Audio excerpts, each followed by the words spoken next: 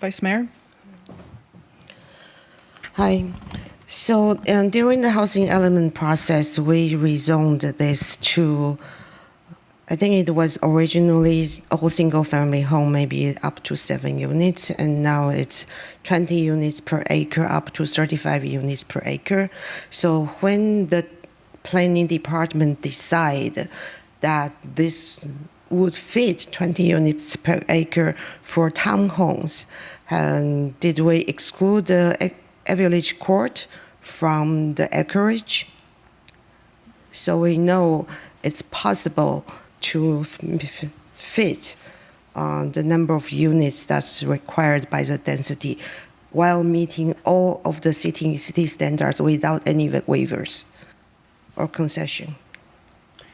Well, I think, as I'd said earlier, the 20-unit minimum was actually something that City Council had supported at the end of August 2022. We then, as the housing element was getting refined, went in creating zoning districts and general plan designations to fit that. So the 20 to 35 is the general plan land use designation. The zoning is R3TH, which is townhome. Yeah, but I think when we approve that, I would trust the staff would suggest numbers to us that's feasible under the Cupertino's own municipal code without requiring all the waivers concession. So is the planning department suggesting numbers to the city council that's actually infeasible to meet all of the city municipal code? I'm really not sure I follow that question. Because the minimum required seems to suggest, okay, first question.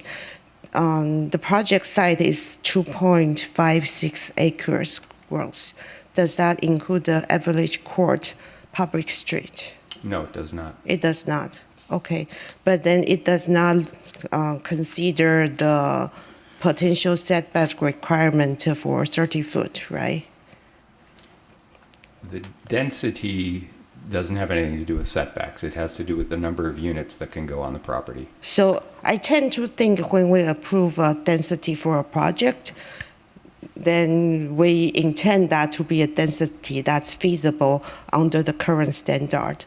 But what we are seeing now, as the staff has presented, you are seeking a waiver of height from 30 to 47 feet, and setback, a lot of waivers are necessary.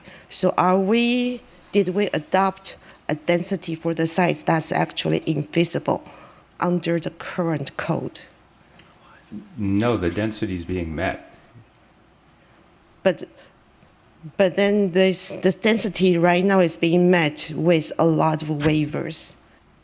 That is because it's eligible under density bonus law because it's I know providing it's affordable eligible housing. by the state, but when we adopt a density for a site, as a city, shouldn't we adopt a density that's feasible under our own municipal code without requiring all the waivers? Have we not done that calculation?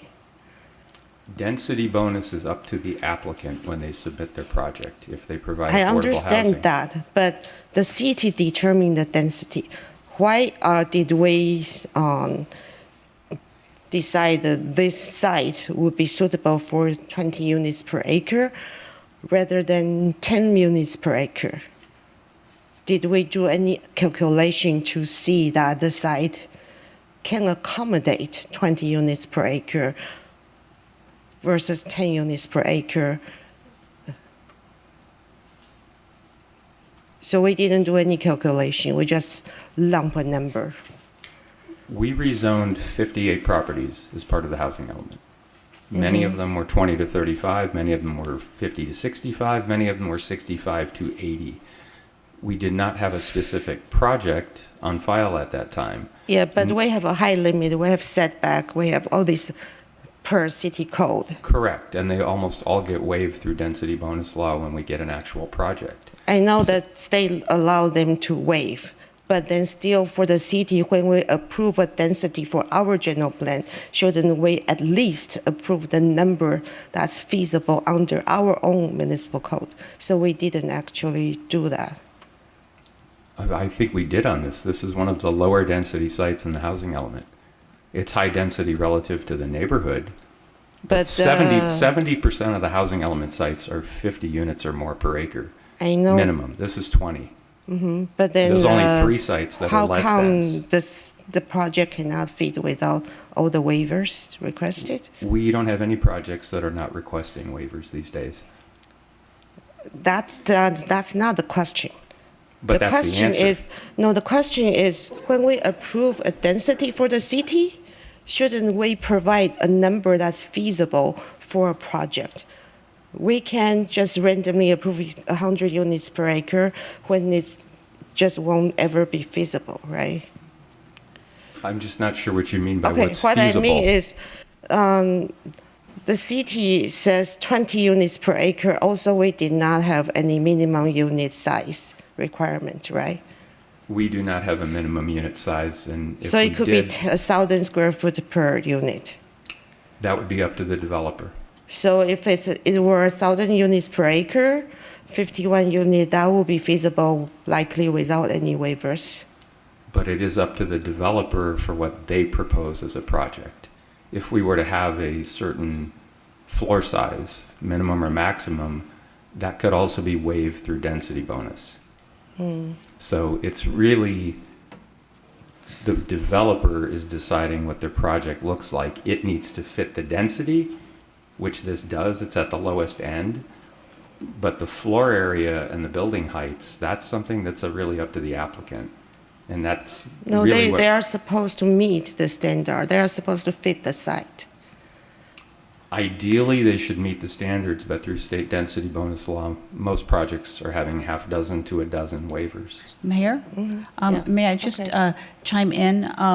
Attorney Lee is on Zoom, and she has her hand raised. I think she might have something relevant to say on this topic. Okay. Attorney Lee? Yes, thank you, Vice Mayor and members of the City Council. I think to answer your question, when the housing element is revised and the zoning is revised to include higher density, you in a way alluded to the fact that the city doesn't deal with the actual unit size. And so if you've got a site that has a certain acreage and you've got a minimum density and setbacks, there's a lot of different housing types and housing products that can fit within those parameters without any waivers.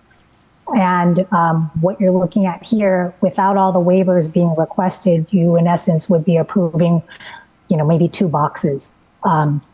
Housing that fits into, a 3-story or a 2-story box, but with smaller unit sizes and with the minimum number of parking and with all that. This project is configured in such a way that it exceeds certain minimum requirements, but also waives certain requirements. But in terms of the housing element and selecting a site, the planning department, as well as the consultants that are involved, do look at the site, the size, the density, and without going into details, they select a minimum density that would be able to fit. But those would accommodate different types of housing products. And so because of this product, they're requesting certain waivers.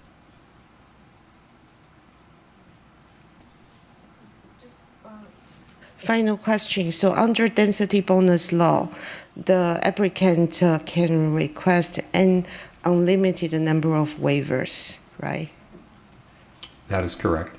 So even though there is a product type that could meet all the city municipal code requirement, they can choose not to do any of it, and under the density bonus law.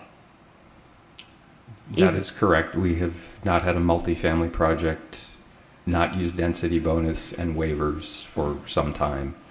So Even if it was fire safety waivers. there are no fire safety waivers. The waivers are from generally the city zoning and development standards or possibly general plan, but not fire safety waivers through density bonus. Okay, thank you. Okay.